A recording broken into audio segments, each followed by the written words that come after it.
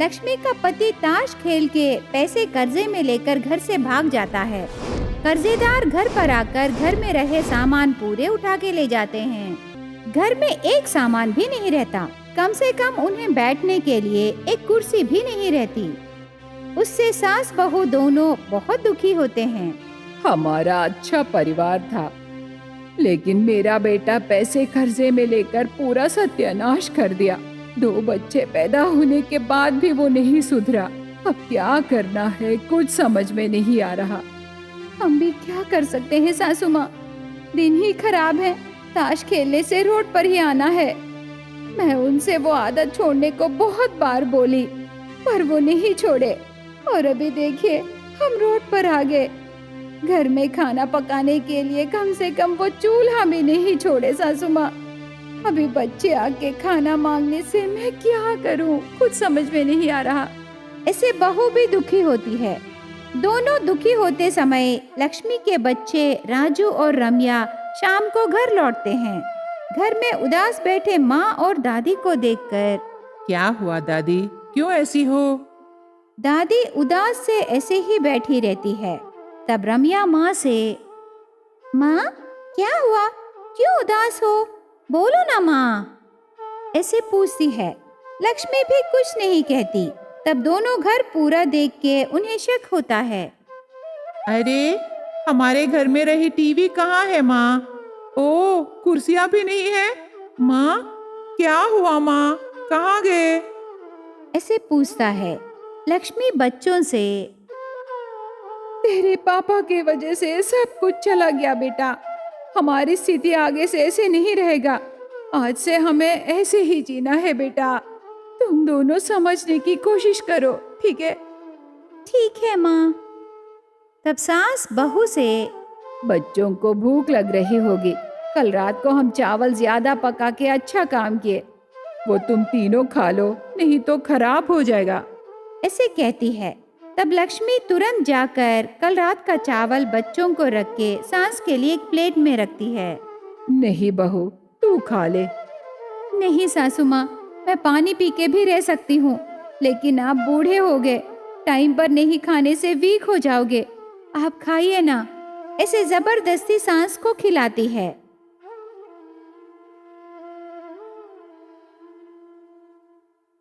अगले दिन सुबह सबको भूख लगने लगती है। लक्ष्मी बहू, हमें ही भूख लग रही है तो बच्चों को और ज्यादा भूख लग रहा होगा। ऐसे भूखे रहने से बेचारे बच्चों को बहुत मुश्किल होगा। पर मैं भी क्या कर सकती हूँ सासू माँ, कल से मैं कुछ नहीं खाई ना, चक्कर आ रहा है। माँ मैं और बहन जाके भीख मांग के लाए, कुछ न कुछ मिलेगा ना। हे भगवान, ऐसे विचार ठीक नहीं है बेटा, थोड़ी देर रहो, मैं जाके थोड़ा खाना लाती हूँ। लक्ष्मी जल्दी से उसकी दोस्त के घर जाती है। लक्ष्मी, घर में खाने के लिए एक दाना अनाज भी नहीं है, तू बुरा मत मानो तो बच्चों को देख के जरा मेरी मदद करो दिव्या, मैं बहुत आभारी रहूंगी, ऐसे पूछती है। तब उसकी दोस्त दिव्या दया करके, ठीक है थोड़ी देर ठहर, खाना बना के देती हूँ, जाके सब खाओ, ऐसे कह के काम शुरू करती है। खाना बनाने में लक्ष्मी भी मदद करती है। लक्ष्मी चारों के लिए खाना ले जाते समय, सुनो लक्ष्मी, बुरा मत मानना, आज के लिए मैं खाना बना के दी, कल से नहीं होगा, मुझे तो बस एक दिन के लिए ठीक है। Thank you so much Divya, फिर कभी मैं तुमसे मदद मांगने नहीं आऊंगी। लक्ष्मी दुखी होके वहाँ से निकलकर चली जाती है। उस दिन सब खाते हैं। लक्ष्मी रात को सोते समय, हर किसी को भूख रोज रोज लगेगा, एक बार से दूर नहीं होगा, उसके लिए हर रोज दूसरों पर निर्भर होना ठीक नहीं है। कल सुबह मैं जंगल को जाकर लकड़ियां लाके बेचूंगी, उससे पैसे मिलेंगे, बच्चों की भूख तो मिटा सकती हूँ ना, ऐसे निर्णय करती है। सुबह उठ के सास को बताकर वो निकलते समय, मैं भी तेरे साथ आऊं बहू?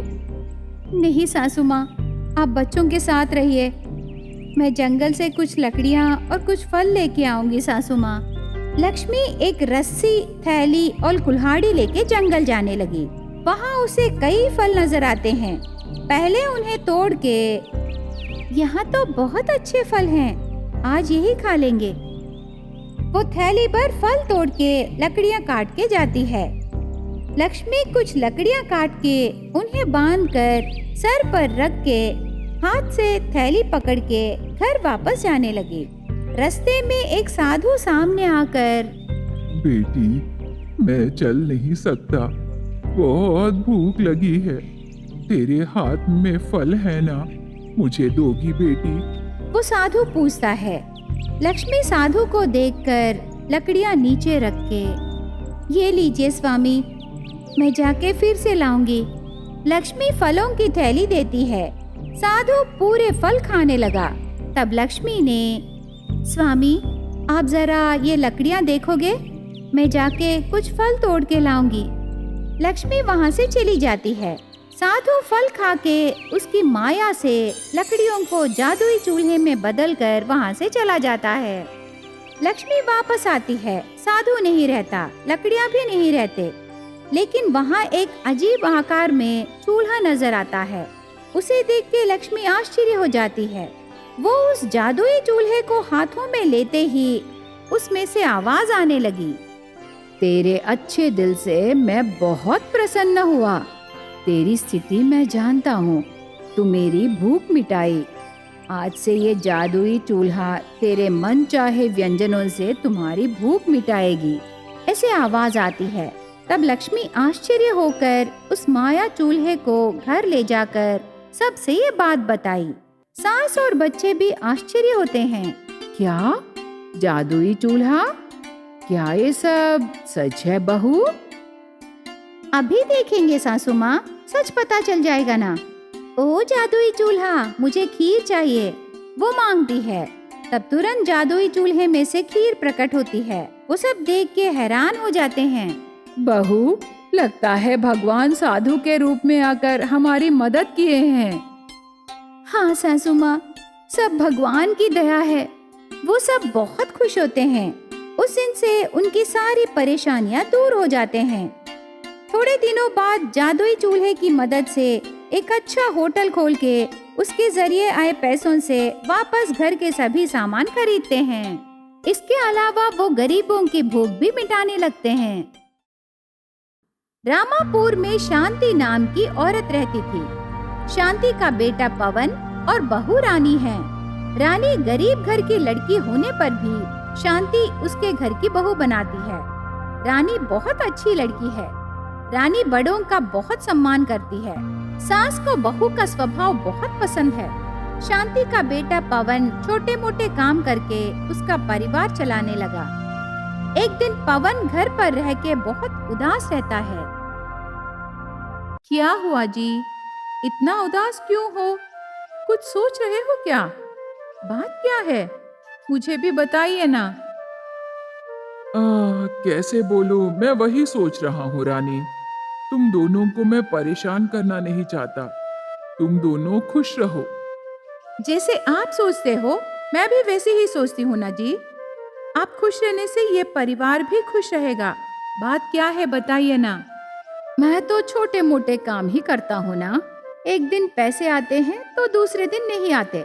लेकिन तुम्हें कोई कमी नहीं होनी चाहिए। कल तक मैं काम पर गया था। मेरे ओनर को अचानक से शहर जाना पड़ा। वो 3 दिनों में वापस आ जाएंगे। तब तक मुझे काम करने के लिए काम ही नहीं है। दूसरा काम करने के लिए पैसे बहुत कम देते हैं। वो पैसे हमें बहुत कम पड़ जाएंगे। उसी के वजह से सोच रहा हूँ क्या करना है, कुछ समझ में नहीं आ रहा। ये बात माँ से कैसे कहना है, वही सोच रहा हूँ। देखिए, सासू माँ को बताने से आपको कुछ नहीं होगा। वो समझेंगे जी। इसके अलावा वो दूसरा कोई अच्छा सलाह भी देंगे। आप एक बात याद रखिए, हर माँ उसके बेटे को किसी भी हालत में हिम्मत और धैर्य बढ़ाएगी जी। आप ज्यादा मत सोचिए। ठीक है रानी, मैं ये बात माँ को बता दूंगा। चलो। पवन उसकी माँ के पास जाता है। शांति कुछ सोचती रहती है। इतने में उसका बेटा उसके पास आने पर वो थोड़ी हंसती है। बेटा, आज तुम काम पर नहीं गए क्या? तबीयत ठीक है ना? बताओ बेटा। माँ, मेरा ओनर गांव गया है, 3 दिन तक नहीं आएंगे। तब तक मुझे काम नहीं है माँ। समझ में नहीं आ रहा क्या करूं, इसीलिए मैं तुम्हारे पास आया हूँ। इतनी सी बात के लिए परेशान हो? 3 दिन तुम्हें काम पर जाने की जरूरत नहीं है बेटा। घर पर रहो, तेरी माँ का हाथ का बनाया खाना खा के आराम करो। तो हमारा घर कैसे चलेगा माँ? अरे बेटा, इतना क्यों सोचते हो? हर रोज तुम पैसे लाके देते हो ना, उन पैसों में से मैं थोड़ा खर्चा करके बाकी पैसे बचा के रखी। उन्हीं पैसों से अभी हम घर चलाएंगे। हम आराम से खा सकते हैं बेटा। अब तो हंसो ना। दोनों आराम से बाहर जाके आओ। बहू, पवन के साथ बाहर जाके आना। दोनों आराम से घूमकर शाम को आओ, ठीक है? ठीक है सासू माँ, चलिए ना। ऐसे शांति कहती है। उसके बाद पवन और रानी दोनों घूमने बाहर जाते हैं। तब रानी का पैर फिसल के नीचे गिर जाती है। उसके पैर को छोटे छोटे चोट लगते हैं। अरे रानी, संभाल के रहना है ना, चोट लगी क्या?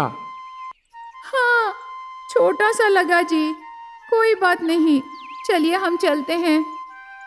ठीक है, तो हम मंदिर चलें? गांव में रहे मंदिर को पवन और रानी जाते हैं। वहां देवी माता को प्रणाम करके आते हैं। उसके बाद गांव से दूर एक नदी के पास जाते हैं। उस नदी को देखकर पवन को एक कहानी याद आती है जो उसके दादाजी ने बताया है। ये देखो, इस नदी के पास जादुई पत्थर है रानी। इन पत्थरों से चूल्हा रख के आग जला के खाना बनाते थे। खाना बहुत स्वादिष्ट बनता था रानी। इस चूल्हे पर बनी खाना खाने से बहुत तंदुरुस्त रहते थे। मेरे दादाजी कहते थे। पता नहीं वो सच है या गलत, लेकिन कहानी तो सुनाए। मैं भी ये कहानी सुनी जी।